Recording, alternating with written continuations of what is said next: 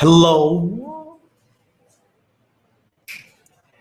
Hello, everyone, and welcome to How to Create a Startup Social Media Strategy in 30 Days. Today, we're going to be having some great surprises, but let me jump right into it with some introductions. Remember, this is organized by Publicize. You can visit us at publicize.co, where we have a lot of resources that we can share with all of you.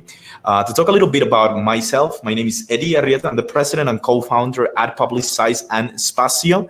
At Publicize, we work with startups from a wide range of industries. These companies come from all over the world. We focus on PR strategies and tactics that are specifically geared towards growth.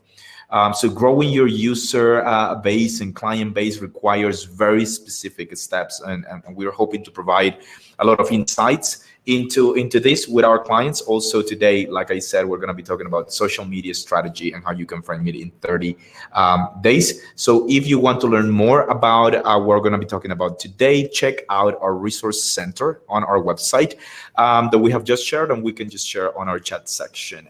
But once again, let's get into real business. Today, we have two of our amazing team members join us. So first, let me introduce you to both of them. Rudy Davis is our content manager, and he will be presenting the first half of today's webinar. And we'll talk to you through a 4-week social media strategy. Then for the second half, I'll join Pablo Londoño. Is our customer marketing manager, and we'll be having a Q&A and answering all the questions that you put in the webinar chat about what we're going to be talking about today. So remember, today we're going to be talking about how to create a startup social media strategy in 30 days. But of course, now I will leave you with Rudy Davis so that you can get all the insights that he's brought for all of you today. Thank you very much. Thank you very much, Eddie. And hello and welcome, everyone. And I'm going to now talk you through the 4-week social media strategy for startups that Eddie mentioned at the start there. So let's get started, and I will talk you through the contents of today's webinar. So I'm going to be talking you through an example 4-week plan to set up a social media strategy for your startup. This will include week 1, which will be the fundamentals, goals, and metrics. Week 2, which is optimizing what you have. Week 3, understanding your audience, and week 4, developing your content calendar. So now for the first week, which is all about setting goals. And by this, we mean aligning your business goals with your social media goals. And here's how you do exactly that. So the very first thing is aligning business goals with social media goals. And you need to consider, as the very first thing you do, what you want to achieve for your company. And this can be anything. So a few things we put down here is building brand awareness, increasing website traffic, capturing leads, create a community interested in your business and your industry, or establish yourself as a thought leader. And once you've determined what your goals are, you'll have a much clearer focus on how to proceed with your social media strategy. To help you get started with this, here's an infographic showing the most popular social media goals among companies that were questioned as part of some market research by Sprout Social last year. And as you can see, they kind of correlate with some of the examples we show on the previous slide. So right at the top there, coming in at 80% is build brand awareness. Underneath that, very popular is to create a community interested in your business and your industry, then increase website traffic, generate leads, share new pieces of content, or have conversations with customers. And in order for you to come up with a specific social media goal, you can use the following strategy. So you can write the objective or goal as a broad statement, and then describe the elements that would be required to support that goal. So in this example, as you can see, we've put the business goal as increase website traffic. And the social media requirement that would support that goal is increase sessions coming from social media channels by 20% by the end of Q4. And it's kind of goals, it's always key elements like that, or a specific social media goal like that, where there's a time limit, where there's a specific amount that you want to achieve, is a very common type of goal. You can actually very clearly measure, did you achieve what it is you set out to achieve by the time limit you set yourself? And just as important as setting social media goals in week 1 is also defining success metrics. So how are you actually going to measure that? And after all, you need to know what your measure of success is before you can commit resource to any project, be that marketing or otherwise. So going back to our previous example of growing website traffic, here are some common success metrics we could use to measure this against. So we could look at number of successful social media conversations, number of reach, the reach, which is shares, retweets, reposts. That then feeds the number of website sessions we get via social channels, and that in turn then leads number of leads we get via social channels. So it isn't just the one goal you're after that you want to measure. You want to measure all of those elements that lead up to that goal and all of those elements that kind of lead on from that goal as well. The next step is to identify the challenges you think will stand in the way of you reaching your social media goals. And the best way to do this is make a list of all the challenges that come to mind or that you may have already experienced that you think could stop you from achieving your goals. So going back to our example of increasing website traffic, some common challenges could include insufficient resource to manage or create content, not knowing how to align existing blog or other content with your social media strategy, or not knowing what content to create or how to create a social media strategy. And as you can see from these common problems in the slide, which are from the Sprout Social research as well, sort of the common goals that people experience are pretty similar. So how to measure ROI, developing a strategy to reach goals, developing a content calendar. And if you download our startup social media toolkit, which will be shared in the webinar chat, we go into quite a bit of detail as to kind of identifying problems and how to overcome those challenges as well when it comes to setting up your social media strategy. Well, the good news is that one of the most common challenges that we mentioned on the previous slide, how do I come up with a content calendar and content ideas, can be partially solved by this step, which is competitor analysis. So by auditing your competitors' social media accounts, you'll quickly start to uncover the following crucial insights. And these include things which we've listed on the slide, which are which social media channels have the most followers or the most active with your competitors, what type of content gets the most engagement, how often are your competitors posting and at what times of the day, what type of things are they posting about, and what type of tone of voice are they using in their posts as well. And all of this feedback will help inform your social media strategy, such as deciding what type of content to post on which channels and when. And on this slide, we've just got an example of the type of competitor analysis that we do on behalf of the clients that come in to publicize and where we do social media strategy and social media management on their behalf. And in this example, we've included things like the number of followers each competitor has, specifics about each channel, such as posts per day or tweets per day, the most used hashtag, and what type of content they're sharing as well. And if you're interested in this type of work or in getting more kind of competitor intelligence, then we can provide all of this type of data and all of this type of input as well during a PR assessment or a PR consultation. And again, you can find the links to do that on our website. So now on to week number 2. And this phase of the strategy is all about optimizing your social media channels and defining your brand voice across platforms.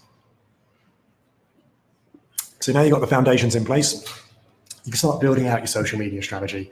And the first thing to do here is to assess your strengths and weaknesses of any existing social media profiles you have, as well as owned media content on your website, such as blog posts and guides. And the example chart gives you direction on how to do this. So for example, things such as has content been tailored to your target audience? Have you been using social media to promote content and drive target audience to your website? Have you adopted content for specific channels? Have you developed marketing strategies in alignment with your business goals? And don't worry if we're going over this quite quickly, but we'll be sending out the webinar slides after the webinar is over, so you can use all of the materials in this slide when looking at your own social media strategy. In terms of kind of how you do that and how you look at your strengths and weaknesses and how you audit what you already have, There's kind of two specific categories you want to look at here. The first is owned media content. And so this is all the content that's currently native to your website. So any blog posts that you created, any ebooks, any guideposts, and you want to be looking at things such as what content gets the most page views, what content converts the most users, and what content has the highest session time and the lowest bounce rate. And if you already have some social media profiles set up for your startup, you want to look at your success so far, what you've achieved so far. And some of the things you want to look at there are things such as what content has generated the most engagements, what content has generated the most click-throughs, and what content has converted the most users. And just to give you a quick walkthrough on how you would get that data and where you would look for that data. So the first screenshot here, this is an example of how you would look at your owned media content using Google Analytics. It's super easy to do. If you're not familiar with Google Analytics, the good news is that it doesn't take long at all to get accustomed with it. So to look at how your content's currently performing, you would just do a couple of things. You would go down to the behavior tab, number one. Number two, you'd click on site content. Then number three, all pages. Then if you've got a URL structure that puts all of your blogs into a subfolder, such as your domain name.com/blog/whatever, you would type that part of the URL into number four there. And then Google Analytics would return page by page data of all of your blog posts. And you'll be able to see things like number of page views, average session time, bounce rate, and that will very quickly show you the type of content on your site that is getting the most engagement and that people are sticking around on your site for the longest. Then if you already have some social media presence, you want to do the same thing but across the main social media platforms. So here's an example of how to do that on Facebook using Facebook Insights. You just go to your business page, click more from the nav bar, then click on Insights, choose the date range that you want to analyze the data for, click export data, and then you'll get a CSV file with that data on there. Very similar for LinkedIn, you would go to analytics, then to update, as we've shown there. You select your date range, and again, you can export a CSV file containing that data. And finally, for Twitter, you go to your business profile, click on analytics, on the main menu, then click on tweets. Then you can choose the date range you want to analyze, and once again, export that data as a CSV file, and then you'll have a really good oversight of all of the content you put out there on both social and your website, and what type of content has had the most engagement, has had people sticking around for the longest, and that can help to start your thinking around the type of content you should iterate for your future strategy. So now on to tone of voice, which again is absolutely crucial, getting this right from the start with your social media strategy. And this is something that can't really be rushed and requires quite a bit of analysis and thought to get right. But to get you started with this, here's a quick exercise so you can start thinking about what your tone of voice should be. So we think the best way to do this is start by defining your audience's demographics. And so think about the average age of your target audience, their gender, their nationality, their income. Then move on to start thinking about the types of media outlets they consume, the type of language that's used with these media outlets, how they address their audiences. And then if you can, analyze the language that your target audience actually uses. And this could be such as any kind of sales emails that you're receiving, any social media posts you might receive if you're already active there, any comments left on any of your sales funnels. All of that will give you a very good clue as to how your target audience communicates. And this will give you an idea of the type of language they're going to respond to and the type of language you can mirror that is going to resonate best with that target audience. And here's an example of this in action. So our target audience are publicize. We could kind of roughly describe them as startup founders or C-suite executives, English as their business language or as their native language, both female and male, and generally between the ages of kind of 25 to 40, and interested in publications like TechCrunch, the Next Web, The Verge. And kind of off the back of that sort of thought process, we tailored our tone of voice to be authentic, so we can address their pain points, personal. So we sort of just are straight talking and give them the information that they're after, as you know, these guys don't have much time on their hands. And positive, as we believe in the power of education and educating our audiences and solving problems that they have, so we become a trusted brand in their eyes. And there's just a snippet of a typical social media post that kind of applies all of those points that we try and touch with our tone of voice. So for the next step, before you do your first post, or if you're revamping existing social media profiles, before you do that, you need to ensure that you fully optimize them. And there are some key things to keep in mind with this. So you want to keep all visuals consistent with the visuals on your own website. You want to complete every section of your social media profiles and include in the about sections and, where applicable, relevant keywords to boost SEO. So I'll just quickly go through a few best practices across the main platforms. So for Twitter, a few things to bear in mind. Make sure your logo matches the logo on your site. Make sure you include a description, company hashtag, your website and your location. And once you start developing your content, make sure you pin a tweet so you welcome prospects with relevant information when they visit your profile. And as you can see in our example Twitter profile, we have all of those elements in place. And then on to Facebook, same applies. Make sure that you fill out every field in the about section and also create your story, which is essentially a description of what you do and how the business originated. And make sure you don't leave out any information, and it's important to be as descriptive as possible. And also remember that your profile picture and cover photo must match your logos and fonts. And for your cover photo, if you can, it's best to include a video on that page. And finally, for LinkedIn, make sure, again, you include your company logo, cover photo, description of what you do, mention your company hashtag if applicable. And in the about section, make sure you don't leave any fields blank and include a descriptive overview, your website URL, your industry, and other details about your company. And once again, as you can see, all of those elements are applied to our LinkedIn profile. So on to week 3. And this is all about understanding your audience and deciding on your content. And here is how you do that. So the first thing to do here is take your audience demographic research from the previous week and use this to create your buyer personas. This is crucial in determining what type of content to create and how to pitch it. Write down everything you know about your target customer, then fill in the gaps. So consider the following key aspects that we put on the slide. So things such as demographics, preferences, purchase behavior, lifestyle, goals, and income.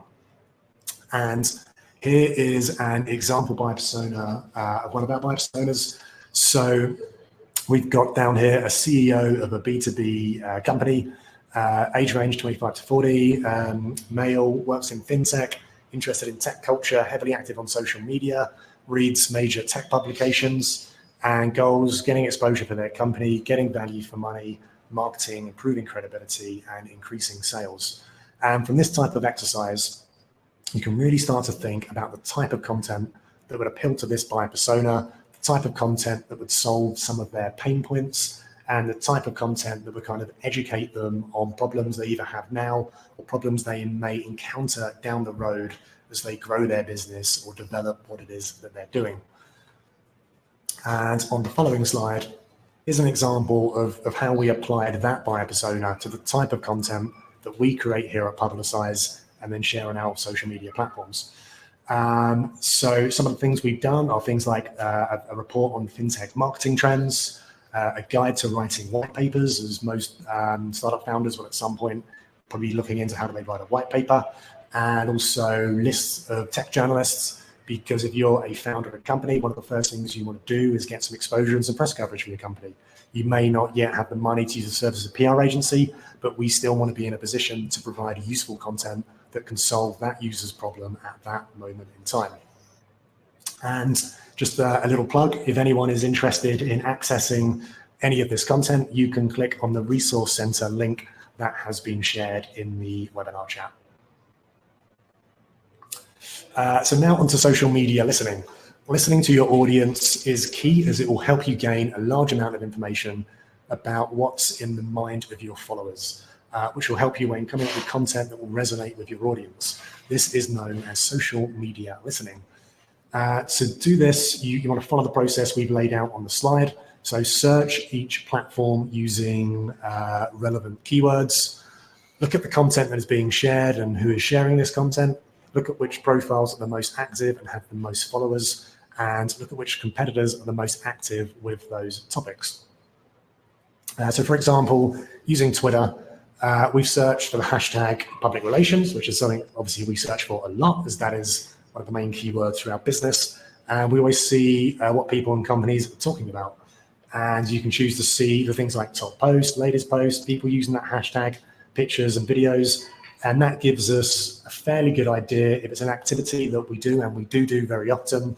We start to see the types of companies that are regularly using that hashtag, the types of influencers that are regularly using that hashtag, and just where the conversation generally is with people using that hashtag. And that's incredibly important and helps us stay engaged and up to date, and allows us to kind of drive the narrative ourselves within our industry by knowing where the conversation currently is. And so now onto deciding your content. And a major part of your social media strategy is identifying what types of content will work best with that buyer persona or buyer personas that you've defined. So both your buyer personas and your social media listening will really help to inform this step, as you obviously want to create content that those people will be most interested in. And here are some common types of content that you can distribute via social media. And these include things like infographics, blogs, polls, contests, user-generated content, and images and videos. So going back to the example of the publicized buyer persona, we can determine from their demographic profile that content such as infographics and videos will resonate pretty well with this target audience. They're a young target audience, very tech-focused, who are fairly time poor, but want to educate themselves about lots of issues and lots of problem solving. So that type of easily digestible and quickly digestible content we can determine will work very well and will answer that user intent. But bear in mind, of course, that diversifying your content regularly is the best way to keep your audience engaged and interested. So you don't just want to hit your audience with the same type of content day in, day out, week in, week out. You want to mix it up a little bit with other types of content, which you think may not be as powerful with your buyer personas, but just for the sake of keeping your content a good mix, you also want to do that as well. So onto the final week in this example social media strategy, and this is all about developing your content calendar and actually starting to put your content out there on your social media channels. So firstly with this, to kind of conceptualize the different types or different categories of content, which is slightly different to what we discussed on the previous slide in week 3, you can broadly split content categories into 3 broad areas. So number 1 is curated content, and curated content is content produced by other parties which validates what you're saying and supports your narrative. So think things like think pieces or thought leadership pieces published by big tech publications or business publications. Number 2 is educational content, and this is content that you produce that educates your audience about common problems and pain points they have, which are related to your product. So going back to the example we showed a moment ago with some of our content, this could be things like the guide to writing a white paper or a tech journalist database, things that we know will solve common pain points or problems of our target audience. And then lastly, once you've started developing and plugging those 2 types of content, you're then ready to move on to the final form, which is promotional content, which is content that is just explicitly promoting your product. As you don't want to hit your audience with this straight away, there needs to be a reason for them to engage with your social media for other types of content that's going to be educational and curated. And no one's going to stick around with a social media platform that is just plugging their product day in, day out.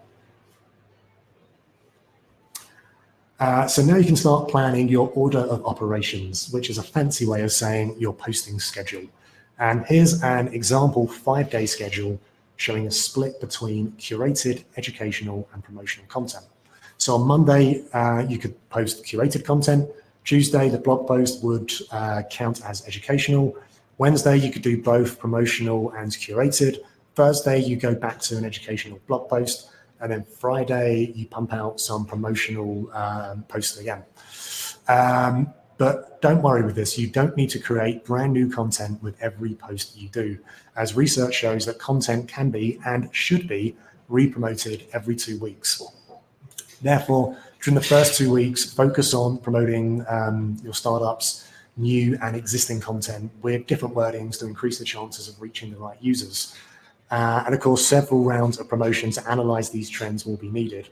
This means that the content for the first 2 weeks needs to be original. You don't want to be re-promoting the same content that you've already posted during your initial first 2 weeks. However, after that, you can then begin re-promoting content that you first published more than 2 weeks ago. And then it just becomes a case of rinsing and repeating previous content that's more than 2 weeks old, or adding in newer pieces of content.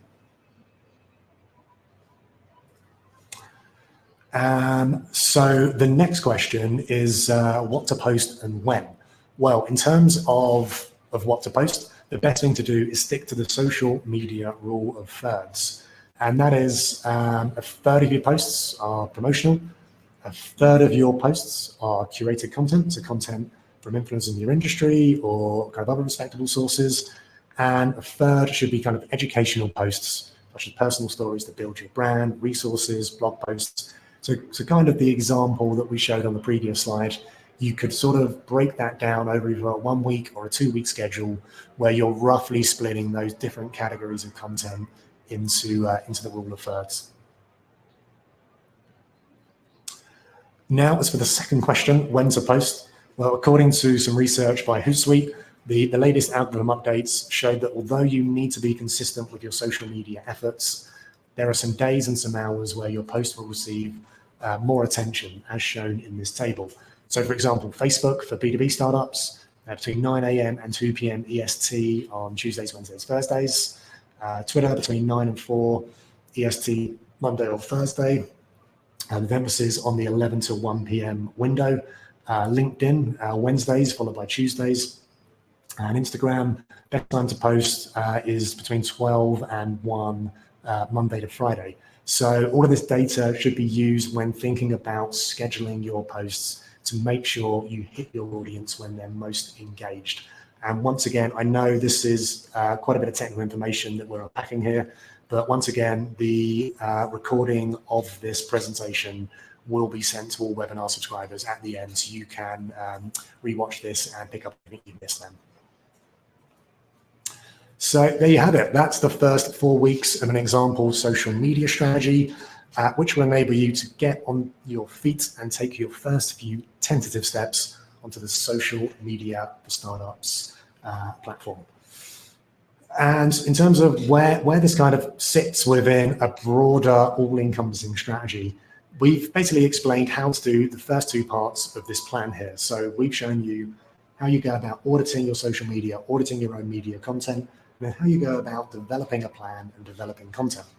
The next thing you do, and this will be ongoing for as long as you're doing social media marketing, is engage and measure. So by engage, it's putting regular content out onto your channels, week in, week out, and measuring is going through the steps we've showed you to measure user engagement, to measure it against those goals you set out in week one, and then constantly re-optimizing to make sure what you're doing is returning the most value and is enabling you to hit those goals.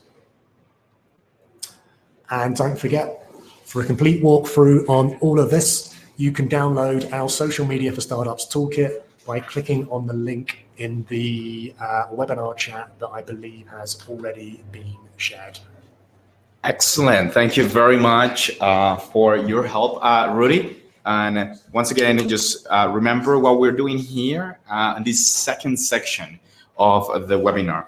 We are going to now be being joined by Pablo Londoño, who is going to be helping us answering some of the questions that probably arise after you started working on it or listening to the webinar that Rudy Davis has presented to us. And just as a note, once again, if you want to see the tools and resources that we have shared in this webinar, you can go to publicize.co/resource center, where you will be able to see and access these toolkits. At the same time, we will be sending this webinar recording to everyone who has signed up for the webinar.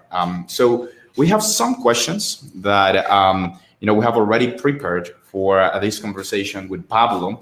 And of course, we're also entertaining the conversations that you guys, our audience, are bringing to us. So let us get started with a few of those. But before that, Pablo, welcome to the webinar Publicize. Is this your first time with us?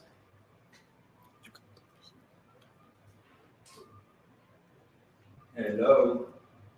Can we hear Pablo now? Can you hear me? Hello. Okay, excellent. So Pablo, I was just saying, thank you so much for joining us. We just have a few questions for you.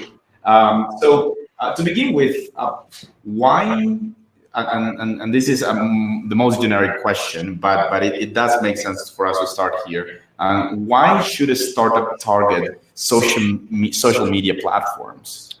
Well, hello, Eddie.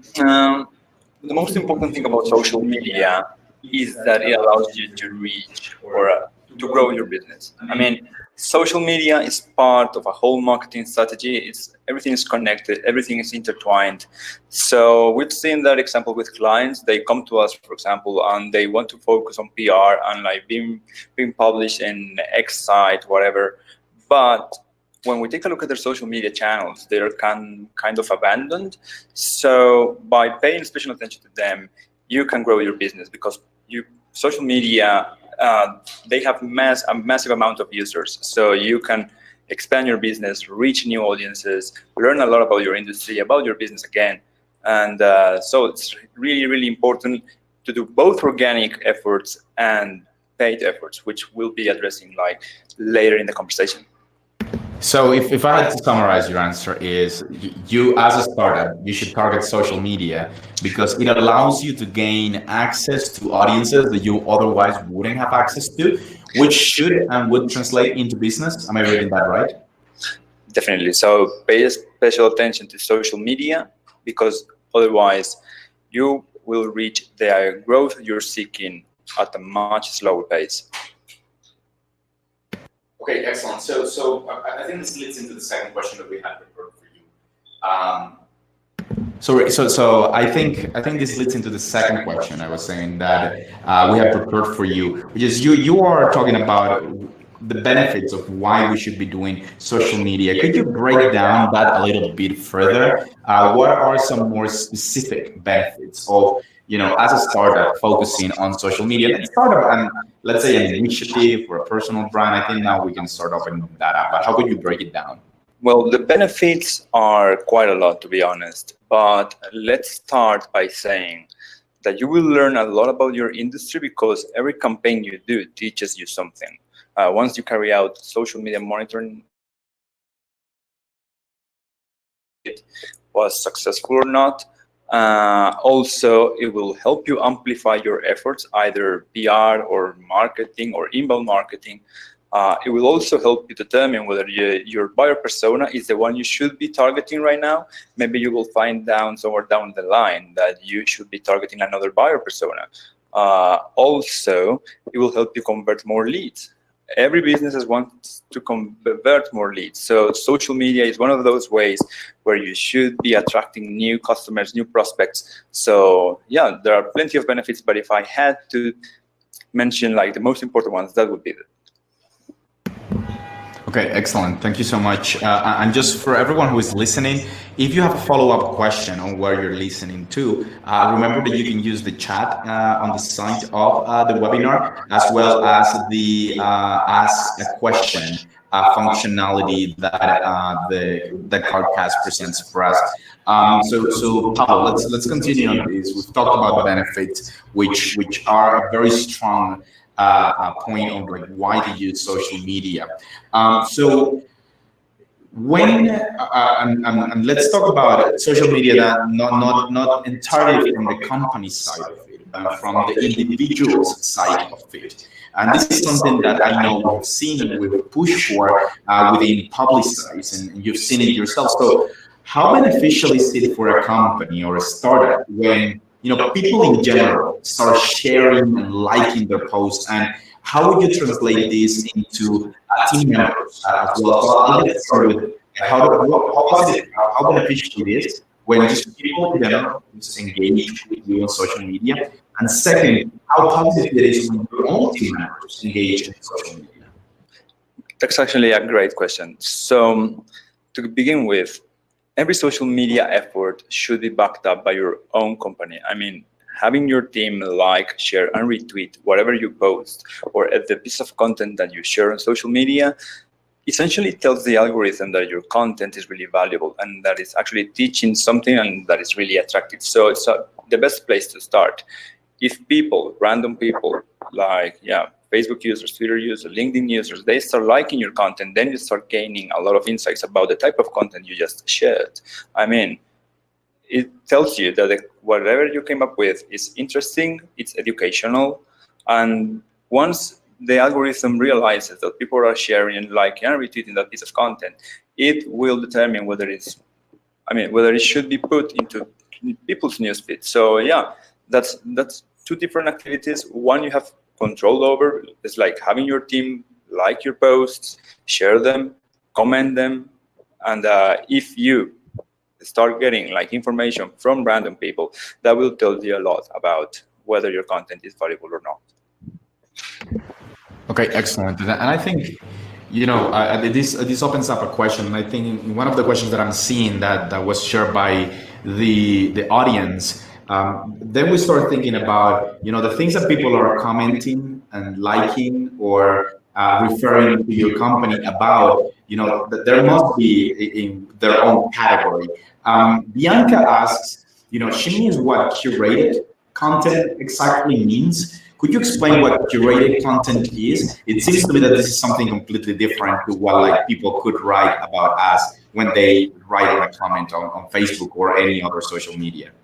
Definitely. So as we mentioned earlier in the presentation, curated content is essentially all those pieces of content that come from a higher authority site, which essentially validate what you are saying. So if you're writing about, let's say, chatbots or something like that, and some random guy wrote something like really interesting, I don't know, on TechCrunch, for example, because it's TechCrunch, it has a higher authority, then it validates what you do. So sharing that piece of content actually provides your audience with like the insights they require. Like, oh, this company, your startup, is also doing this thing. And since it was mentioned on TechCrunch, then therefore it is interesting, valuable, and there's something I should look into.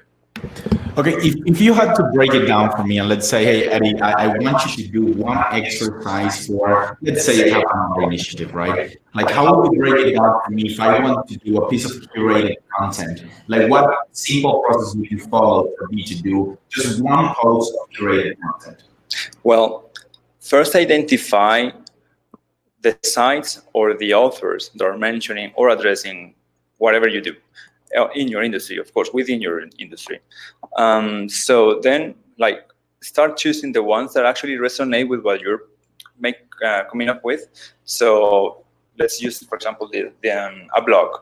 So if you wrote a blog about chatbots and then you start scouting your industry, looking for higher authority sites, writing about chatbots or addressing chatbots or sharing videos about chatbots, then you take that piece of content and you share it in your business page, either Facebook, LinkedIn, Twitter, and that way you start validating what you do, and then you tell your audience that what you do is really important because someone else with higher authority is also saying that. Okay, great. So let's get into some of the other questions that our audience is bringing. Once again, if you're listening to this, you want to put some questions, put it in the chat or put it in as a question on this webinar. For B2B companies specifically, what's the best way to use social media? I think you've given a few hints already on how to do this. But if we have to answer that question for B2B companies, what do we do with social media? When it comes to B2B, they started adopting social media at a much later stage, but the best way to use social media to convert more leads, if you're a B2B company, is by treating your social profile as your website. So make sure that every piece of content that you share has CTAs, that you have included your own CTA in the profile description, either on Facebook, Twitter, or LinkedIn, for example, just to mention some. Also, Instagram, it allows you to include one URL in the bio. So the most important thing about that is like treat the profile as if it were your own website, and make sure to attract leads via including CTAs Every blog should have a CTA so they can land on your website, so they can explore your website, and also use the traditional posts to educate and also address their pain points. So just to sum it up, like simply put, remember that you need to use your profile to attract customers and prospects to your website so they can scout it, search it, and of course, follow the conversion funnel that you have in place. Then I think this would help us get into the conversation about what then out of the entire spectrum of social media channels, because there is plenty of there to choose from. Out of that entire spectrum, where, and this is a question from Sam, are there any social media channels that you would suggest startups to avoid? Which I think is that same conversation of like, yes, which one should you avoid? But at the same time, like from everything that's available, like what do you, why, or how do you choose what you choose? And I think initially we had talked about, having a specific audience and buyer persona, and then we can get into that conversation after this. But how do you decide? How do you focus? How do you prioritize out of all of the options for social media channels out there? The exact question should be, which channels should I focus on? Let me use an example. I think it was last week. We were talking with a real estate company, and when we were carrying out the social media analysis for them, we realized that their competitors and them were heavily focusing on Instagram. Why? Because Instagram allows you to showcase your real estate. We then realized that the competitors also had they also have LinkedIn profiles, but they were kind of abandoned. And it makes sense because your audience is not on LinkedIn. However, LinkedIn is free, and maybe you can capture some leads through that. But the real question should be, where should I focus my efforts on? And that depends on your buyer persona, which we already mentioned earlier in the conversation, earlier in the meeting, in the presentation. And that way, I mean, the vast majority of social media channels are free, but where you should focus your efforts will be determined by your industry, your audience, and your buyer persona. Excellent. So if you, and this question comes from Sean, if you start thinking about targeting and focusing on a specific target persona, the question is, wouldn't that restrict your access to the market, or what is the value of having a specific buyer persona? That's a really good question. The value of having a specific buyer persona is that the content that you produce for that specific buyer persona has higher chances of resonating with them. But what Sean says is true. If you only have one buyer persona, maybe you're missing out on some other opportunities, which is why carrying out social media listening and social media monitoring activities is pivotal for a social media strategy to work. So as I mentioned earlier, I think I said that when you start coming up with your strategy, you have your buyer persona in place, and then you start executing your strategy, then maybe you will find out somewhere down the line that there's another buyer persona for you because you are attracting some users that you were not taking into account before. But yeah, essentially, if you only limit yourself to one buyer persona, the risk of missing out is really high. Great. I think that really helps me out there, and I think when you were talking about the things that you need to do and the processes or the steps or the things that you need to consider to choose the right media for you, it also feels that I need to start thinking about the tactics that I use in social media. Like, how do I choose the tactic that I choose? Because we could be sharing curated content, we could be sharing a video, we could be sharing a podcast soundbite, we could be using a chatbot. Like, how do we then start thinking then more specific about those tactics? What could help us get started on that exercise? That is actually the most difficult part, and it all comes down to iterations. So you start analyzing your first month, for example, and then you go back, you do social media monitoring, and then you analyze what worked and what not. Then also you need to be keeping an eye on your competitors always and to see what they're doing. If your competitors are using, for example, chatbots, well, maybe it's worth to implement a chatbot. Also on chatbots, more specifically, it will only work if they are personalized Otherwise, it will be like, yeah, they're worth nothing. So the tactics will rely, or will be, well, you come up with them after you carry out the first iteration, and then you start tailoring your business, because obviously the algorithm changes every day. They're kind of forcing you to pay for ads, and when it comes to the organic side, simply pay an eye on what you're doing and how that works, and also what your competitors are doing. So let me tell you kind of like my personal kind of like frustration as well as like doubt. Okay, so let me tell you maybe what I'm thinking specific about my personal frustration and my doubt on this, right? You are mentioning, hey, try the things and then evaluate and then see how you're doing. How does that actually work? That's how you're doing that post that I'm putting in there. What things should I be looking into in different social media channels that can be translated across them? Because you would say, do I look at likes on Instagram the same way in which I look at likes on TikTok? Or do I look at Snapchat still? Or do I just focus on LinkedIn? Like, how do I get started with this idea of trying something and evaluating? That evaluating part of it, it seems to be like a very difficult thing to do. How do you break it down for people? Yeah, that's a really good idea. So it all starts with your company goal. You have a company goal. Let's say you want to increase more than the amount of leads you receive every month.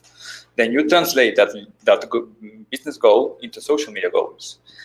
Then you carry out the analysis whether, like if your industry is using either Facebook or Twitter or LinkedIn, you develop your strategy around that specific goal. You can have more than one goal, for example, of course.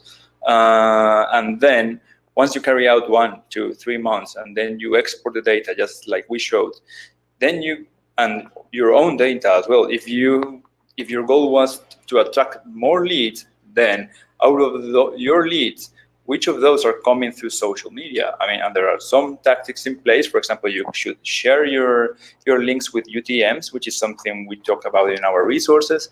Also, if you have any questions, simply reach out. We're more than happy to help you guys to develop your social media as well. And we can walk you through the process. But everything should be analyzed and in function of your social media goal. So sticking to the lead example, how many leads did you get on a month, and how many out of those leads came through social media? For example, say that you export the data and you see how many conversions you have or how many comments you have, and then you look for that name in your database. So that's one of the ways. Okay, thank you so much for that. I think I want to get into a bit of the area that's separate from what we've been talking about. We've been talking about, curated content, organic content, things I can do myself now to put out there that I'm not going to require any monetary investment from me.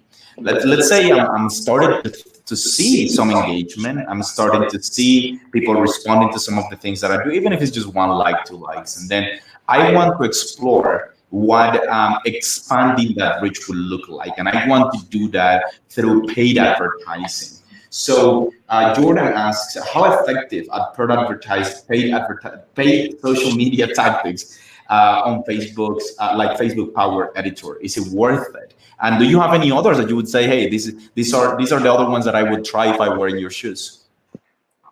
Well, sadly, every social media platform is forcing you to spend money on them.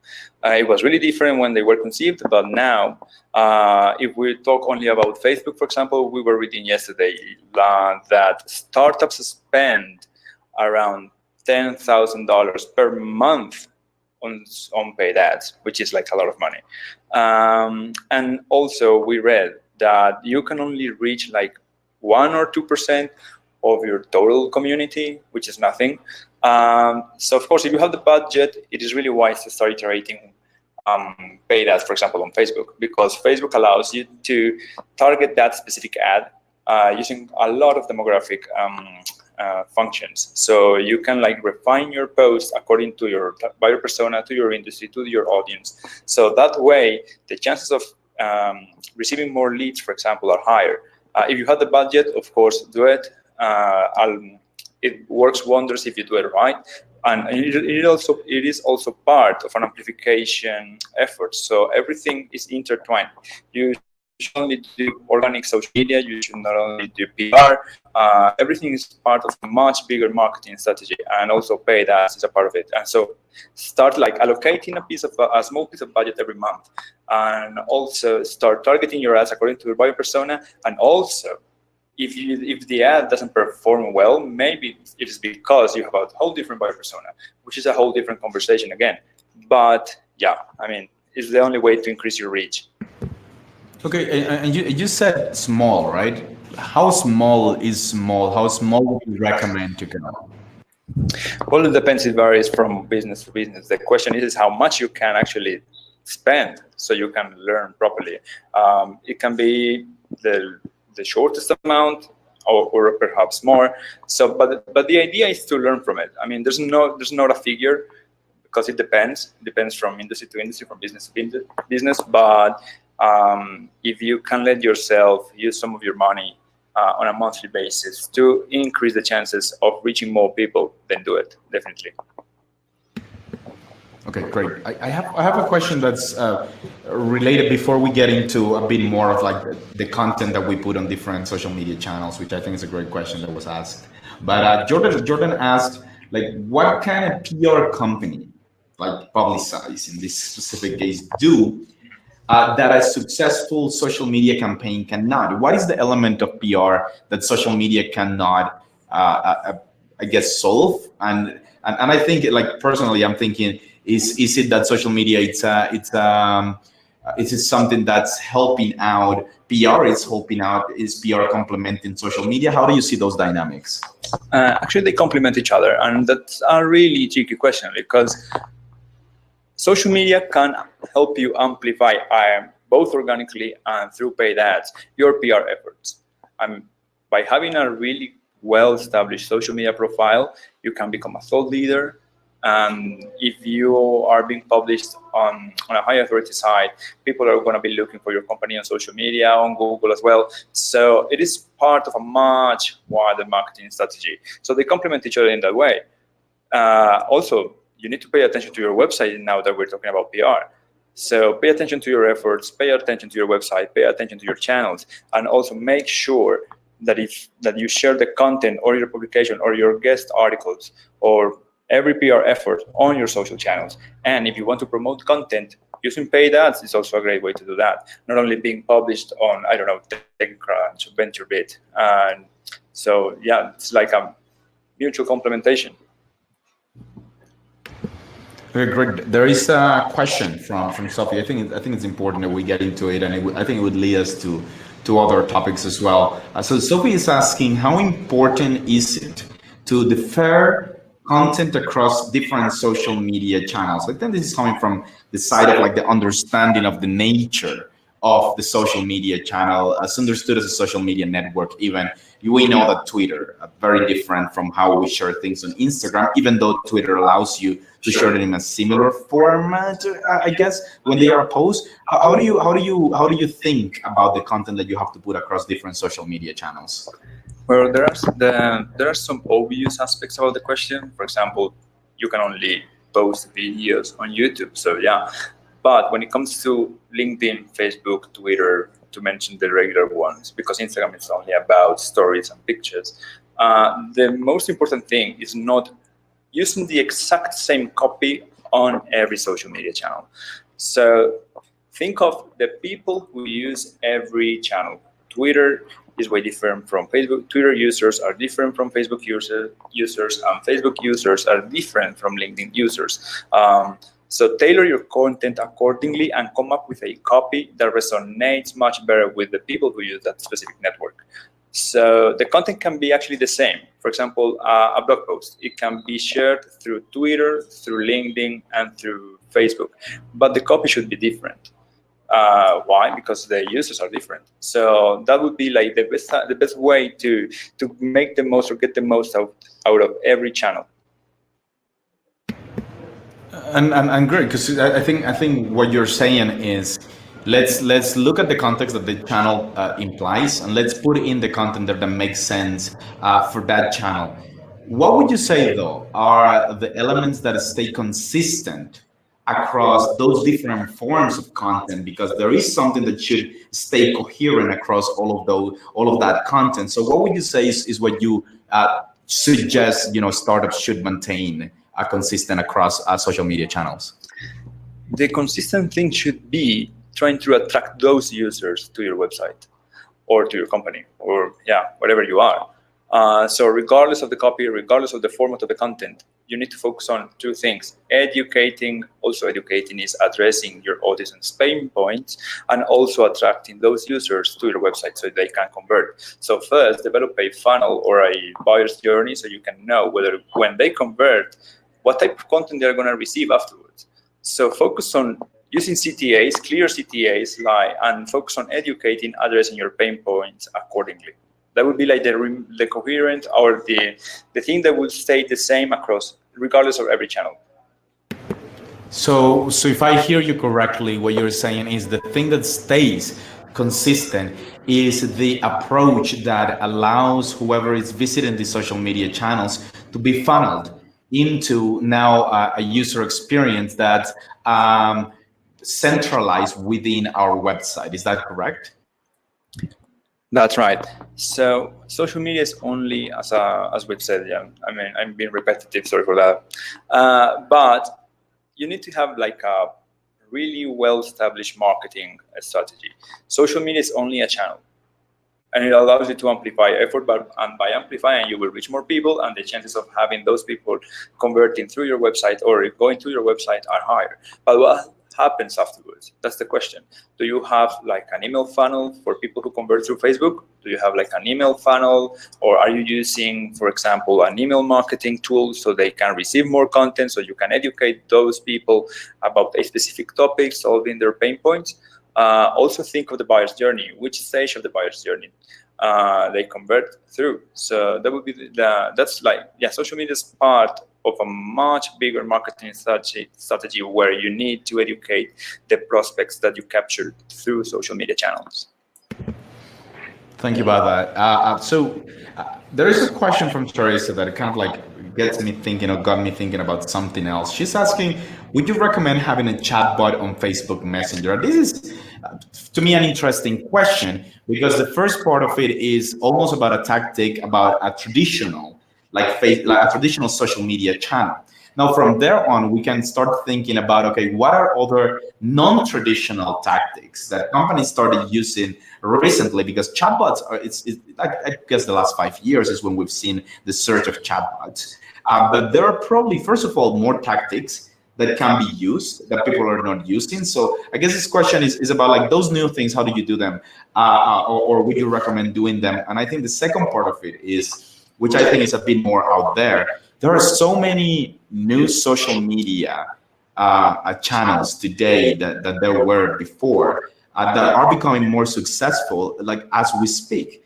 Like regardless of like we're thinking, there are some gaming sites that have more traffic and engagement than Instagram. There are some social media sites that are up and coming. So the first part of the question, the tactics on those social media sites, would you recommend doing the new ones that nobody's doing? And the second thing, how much experimentation would you recommend startups do on new social media channels?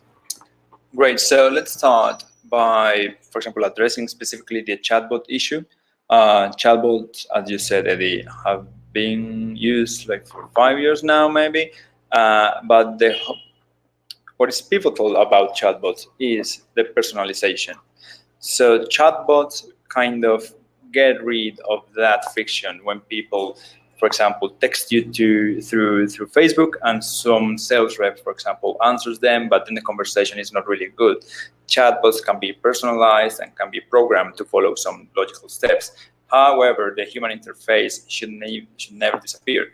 So the main idea is to capture the initial data so someone from your company can carry on afterwards. So you can maybe capture their email because they are trying to quote something, and then you pass on that data to one of your sales reps who is now going to be aware of what the user's pain points are, and then they will provide more in detail, like solutions in more detail. So yeah, that would be like the exact answer to the chatbot question. And when it comes to new sites, of course, the fear of missing out is really high. And yeah, there are plenty of new social media channels. For example, now that you talk about gaming, Twitch is, for example, one of them, and it receives a lot of engagement. What remains consistent is the tactic. They all need to attract people to somewhere, either your website or another social media profile. It's a way to market yourself. So of course, if your product or service can be showcased through one of those sites, do it. The vast majority of them are free. So of course, like, these new things are there out there for them to be tried. So yeah, that would be the short answer. Excellent. I just want to let everyone know who is in this webinar. We are about to end it. But if you need extra information on social media, consultation on how to do this with your business, how we can ingrain PR tactics and also social media tactics with your business, just let us know. We will probably be able to jump on a quick 30-minute consultation to make sure that we provide you with the tools to do something like this. At the same time, publicize.co/resource center has the toolkits that you can also use to make sure that you get started with all of this. Pablo, before we end, can you tell us, and this would be the last question for you, can you tell us, if it was in your hands and you are faced with a very early stage startup, one that doesn't have a lot of funding, one that just has the time resources that the founders are providing, can they get going with what Rudy has presented to us? There are 4 weeks in there that would allow you to get your strategy going. Do you think this is possible from your start point, from your standpoint as a SEO, as a social media professional? So is this possible, and would you recommend right now to get started on this? It is not only possible, but also necessary. As we mentioned, the vast majority of these profiles are free. So start tailoring your profile accordingly. Make sure you fill out every field in the description. You have a consistent logo, you have a consistent website, and start connecting the dots. Think much wider.